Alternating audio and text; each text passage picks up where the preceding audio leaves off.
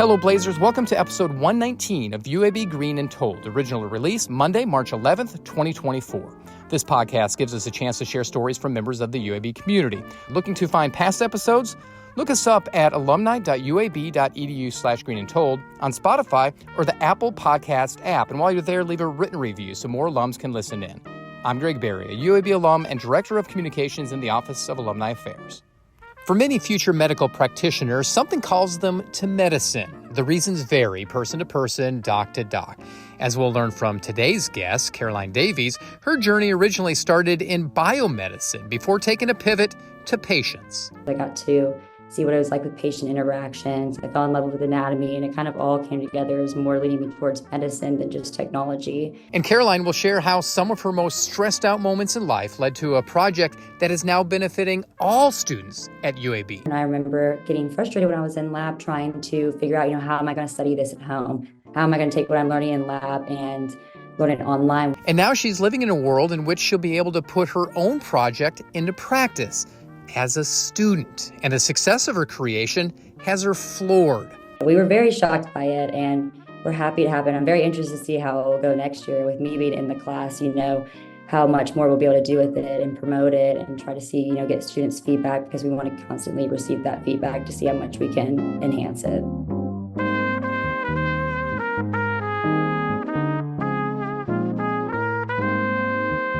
Imagine working on a tool that allows you to understand our body's complexity. You develop seemingly innumerable slides and problems as a study hub. Now imagine going to a class as a student and using that tool in real-world applications in a classroom environment. For Caroline Davies, that moment is coming. But before she shares what went into that incredible endeavor, we need to know more about Caroline and why she chose to go to the University of Texas after graduating from Mountain Brook High School. I really loved school, and I thought the environment here in Alabama was really great, but I was really excited to, get out and, move away from Alabama for a little bit. And so I think I was also very curious as a child. And when I was going to apply to colleges, I really factored that in. And so that was one of the reasons that I wanted to explore and go to the University of Texas at Austin to have a change. And you went to the University of Texas, a big mammoth school, one of the largest in the country. What was it like as an undergrad there?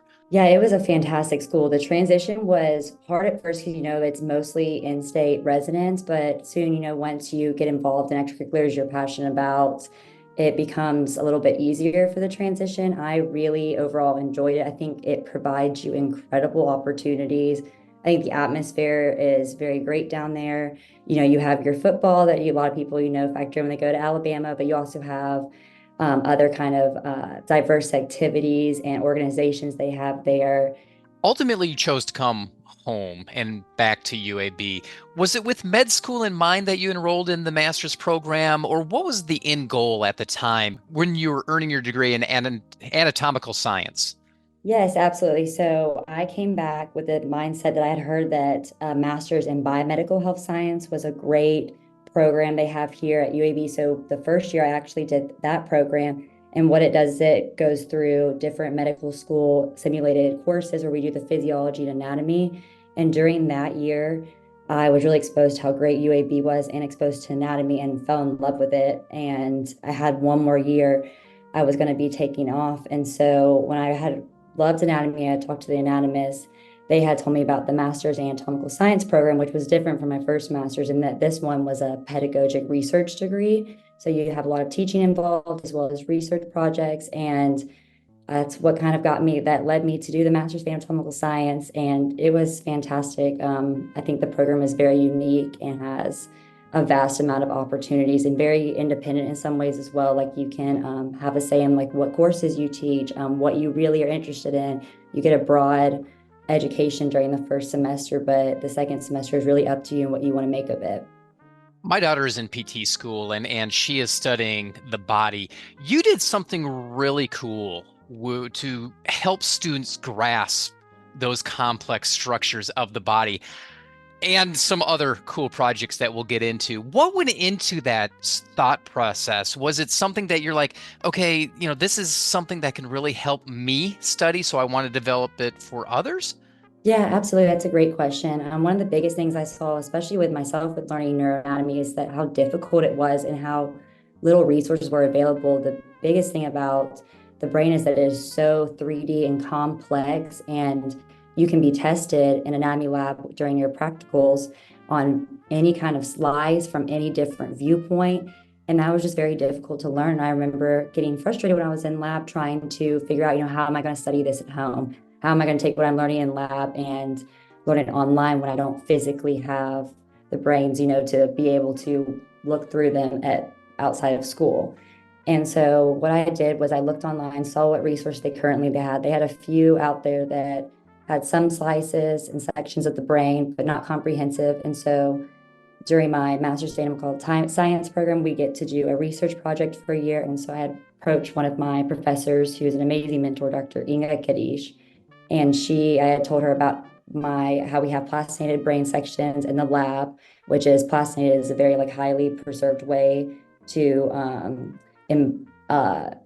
for a highly preserved way to embalm anatomy structures. And so they're real human brains, but however we had gotten them from Manhagen, meaning we could take images of them if we got permission from the school. And so I wanted to be able to take images and upload them and make kind of, an app and integrate interactive application or software where students could look at all these structures and the ways they're going to be tested on, have definition, as well as take practical exams. And I just wanted to make sure they would be able to take this home as well as use it in the lab. So another reason that we wanted to make this too is because we have a huge anatomy shortage going on. So when you're in neuroanatomy lab, there's about a few instructors for 50 plus students, and so you have to take what you can get when the anatomist comes around and tells you and goes through some of the anatomy structure, and then it's pretty independently led after that. And that's something, every medical school and every professional school struggles with. So I wanted an app that not only students could use at home, but they could use while in anatomy lab to be reviewing with each other, to promote teamwork and, student-led teaching. And that was like my biggest goal for it. We had no idea it was going to get as far as it did or work as well. It took a lot of YouTubing to figure out how to do all the action buttons and everything, but we were really excited about it and excited to see, what we can continue to make moving forward. Along the process with that project, how much did you learn about yourself? Oh, I learned a lot. I mean, I loved doing the project. It was so much fun. I think at first, I come into it, loved a lot of the anatomy structures in the body, but the brain was kind of more difficult to me. And now, I've kind of fallen in love with neuroanatomy. I absolutely loved it. And I think as well, a lot of patience it takes to individually select each of the buttons and have them go to have an action setting to go to the page they need to. So that took a lot of patience, but I really liked it. I think it's really fun. I kind of love building things from the ground up. If I'm ever to work on one in the future, I wouldn't want to make a model or a preset template. I like building it from the ground up. I think it's more efficient as well as less room for error. As you're working on this project, which includes 1,500 slides, by the way, which is just insane, did you ever think that it would have a real world application for students at UAB? And as a follow-up, is this something that has been used elsewhere? Yeah, when we were making it, we first were initially thinking, this would be great for the medical curriculum because we were basing it off their anatomy list that they have of structures they have to be able to identify. And I didn't know how it was going to go. I was making this before I even started med school, but I had friends in med school as well as just other peers who were telling me, they would really like something like this. So we really had no idea how it was going to be put in use. And we ended up having about like an 80 to 85% download rate for the medical students, which is great. And then we just recently had optometry and dental neuro labs, and they were using it as well and found it great. So we really didn't know what to expect. And so we were surprised by that. And then currently, we've been working with the Hurt Bill Institute for Innovation at UAB, and we have a patent on it. And we're working with them, to try to integrate it into other places. Specifically, there's one AAA, which is the American Association of Anatomy, who just released a neuroanatomy global network for teachers. It is, protected password-wise for only instructors and faculty members who are teaching anatomy around the world, and you can upload your resources. So I'm currently talking to the innovation team here at UAB to see if we can have that happen in order to, get it out there for more students to use. From the day you brought it to that professor, you couldn't have imagined it taking off like this. Oh, not at all. No, we had no idea it was going to take off like this. And honestly, a big part of my success is my professor believing me. Most professors, if you say you want to do something like this, they'll say, okay, go for it. They have no idea what it will come out of it. But having her believe with me and really work with me to help make it, visually appealing and make sure the structures are labeled in the best way possible. She's just an incredible teacher and mentor. And so she's a really big reason for the success of this project. And it debuted in 2023 in the spring semester. And then you just kept adding to it. I believe last summer in 2023, you added an MRI component to the tool. You saw a need and you just wanted to meet it at that point? Yeah, that's what ended up happening. So we had previous year, we had dental and optometry neuroanatomy lab, and they happened during January. And we had test run the Viva tool then. And later on, we had wanted to add some MRI imaging because that's something students really struggle with. And so we had met with Dr. Vishner, who works at the Civitan Research Institution here, and she had helped us get access to MRI images and add it in. And since we'd already been working on the project before, we knew kind of a little bit faster to be able to integrate it in since we knew how we wanted to build it. But the biggest thing we wanted for students was to be able to flip back and forth from the MRI mode to the anatomical structures. And so we really enjoyed that, and we're really thankful for Dr. Vishner to allow us to be able to do this because it's really helped, with students and learning, able to integrate the images they'll be seeing during their clinical years. Throughout this whole process, you're also applying to medical schools, I imagine, and you wind up returning to UAB after receiving those masters. Why UAB at that point? I think for me, the biggest thing, I had interviewed other places. I loved, I honestly loved the idea of going somewhere different and learning from a new institution. But I had really started to build like a basic foundation for myself here, like connection wise, as well as I love the faculty here. I think if I were to go somewhere else, it would have been also a great experience. But there was something about staying here and being able to, continue building what me and Dr. Keisha are trying to do, make more resources, as well as just continue to be involved in anatomy. If I were to have gone somewhere else, I wouldn't have been able to help with students this year, even in lab. I would have to have applied for tutoring or go through a bunch more hoops versus here, the professors know me and allow me to come in and help with other students in lab, which is something I'm very passionate about. So that was a very big factor. And then also UAB is just a fantastic medical school. It's one of the best in the nations, and really grateful our state of Alabama has access to it. One of the coolest things I think about all of this that you've done with the project is that it's now part of the second year medical student program. The tool was integrated into the program. Were you shocked when that happened? I was pretty shocked. I knew that one of the professors who doesn't work here anymore, but was fantastic, was Dr. Lester. He had just retired, but he worked with me that semester helping build it, and he was the module director. And we had talked about, the potential of being able to integrate it and how it was helping his current undergrad course that he was working with as well. And so we were very shocked by it, and we're happy to have it. I'm very interested to see how it will go next year with me being in the class, how much more we'll be able to do with it and promote it and try to see, get students' feedback, because we want to constantly receive that feedback to see how much we can enhance it. Have any of the second years said anything to you? Have they approached you about this? Do they even know that you're behind this? I think they do. We have our images, me and Dr. Kadish, on the first page, but I have a few friends in that class, and they said it was great and they loved using it, which is so much fun to hear. And, I just wanted to make sure that people knew about it to have access to it, because one of the biggest things, is just that people can be successful in that practical exam, because every kind of health profession student is in so much courses. You're in information overload during the semester, and that practical exam is somewhere that can be very difficult for students. And so we really just wanted to make it as a tool they could use at home to, enhance their learning and make it easier for them transitioning, from the classroom to the anatomy lab.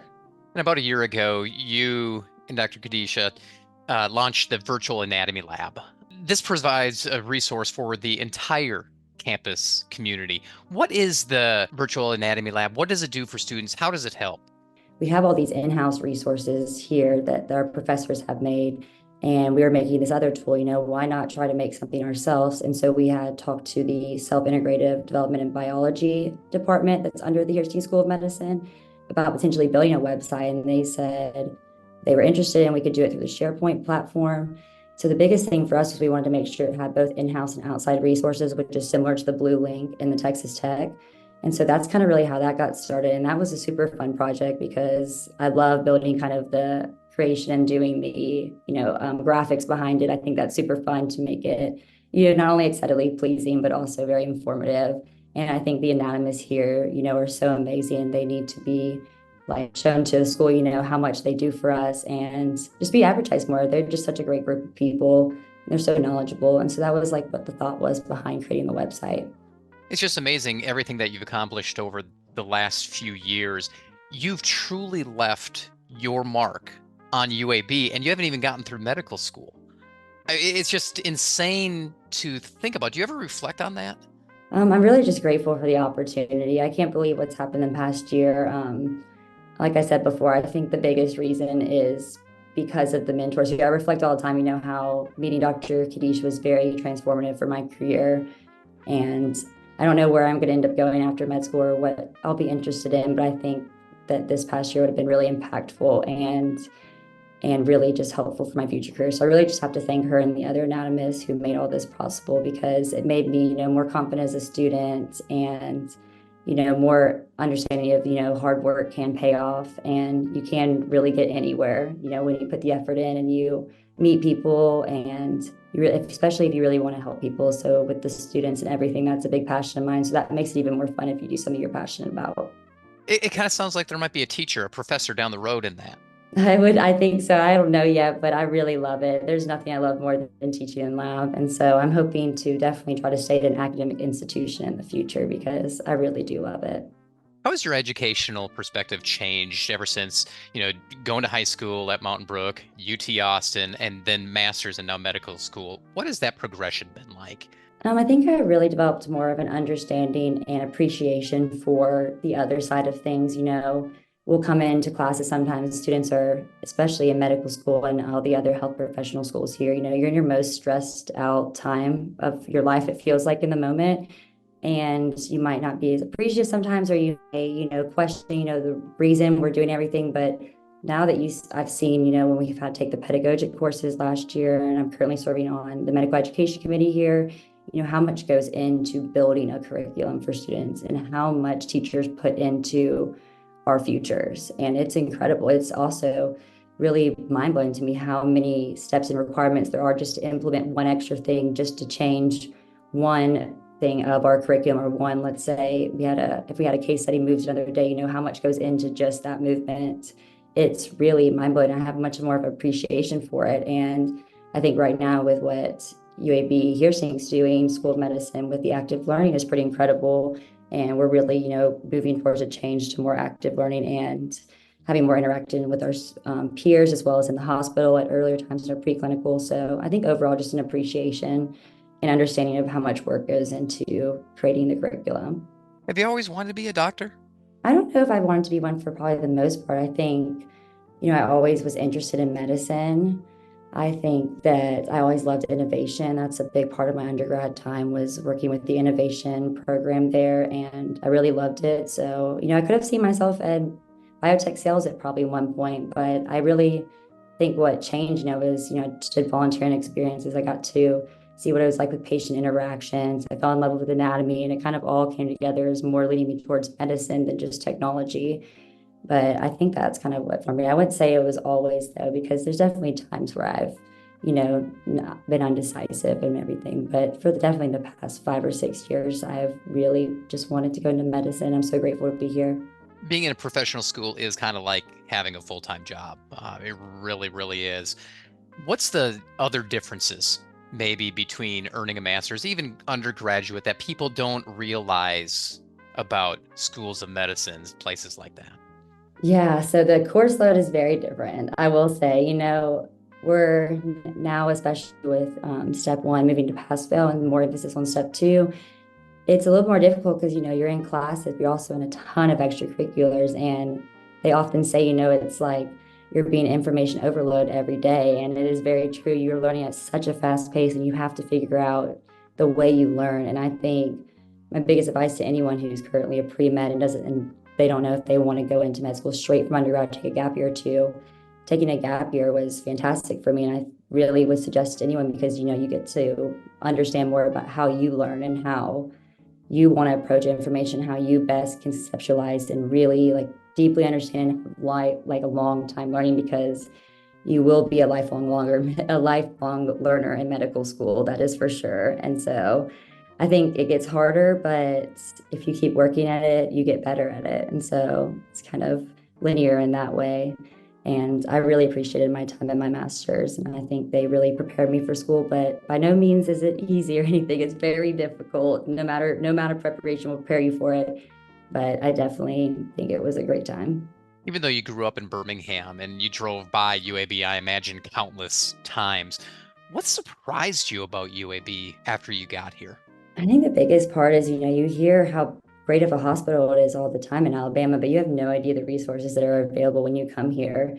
There are so many places in Alabama who have little access to resources, little access to, healthcare. And we are so lucky to be here. You can email any physician right now, especially at the medical student, and get shadowing you. There's tons of research opportunities. I mean, UAB is at the forefront of change right now, and especially like in the Southeast, it's just mind-boggling. I had no idea what it really meant, be a part of a state that had UAB and had a hospital like UAB. So I've just really been blown away by the resources, and the community is really great. Going back to VIBA, the Virtual Interactive Brain Atlas, is this something that's going to continue to evolve?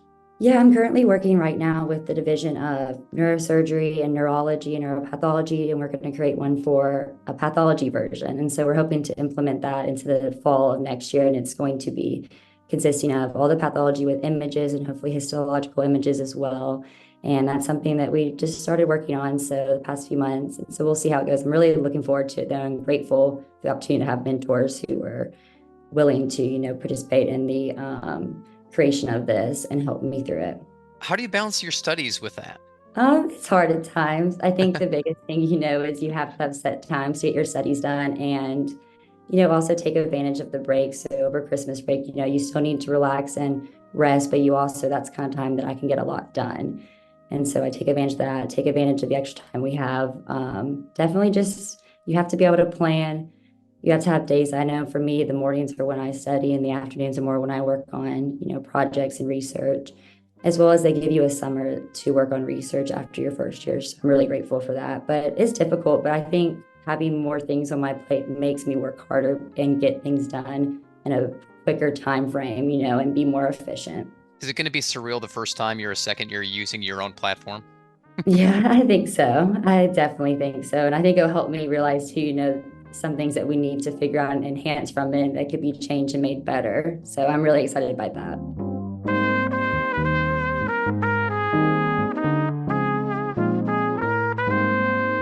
That's Caroline Davies. In 2022, Caroline earned a master's degree in biomedical and health sciences from the School of Health Professions, followed by a Master of Science in anatomical science from the Heersink School of Medicine in 2023.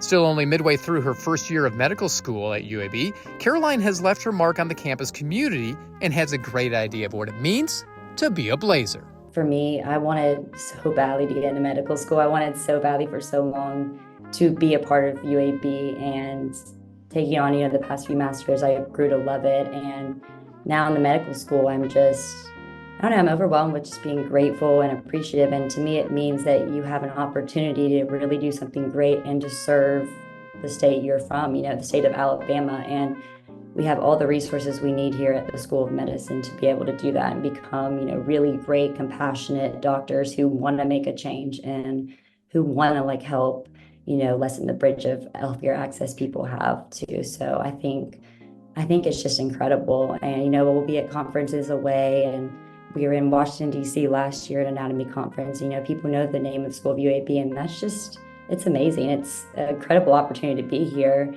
And it's a great hospital. I think over the years, there'll be even more of appreciation every year I do, because it's fantastic. Be sure to check out past episodes of the UAB Green and Told podcast. Listen in at alumni.uab.edu/green and told.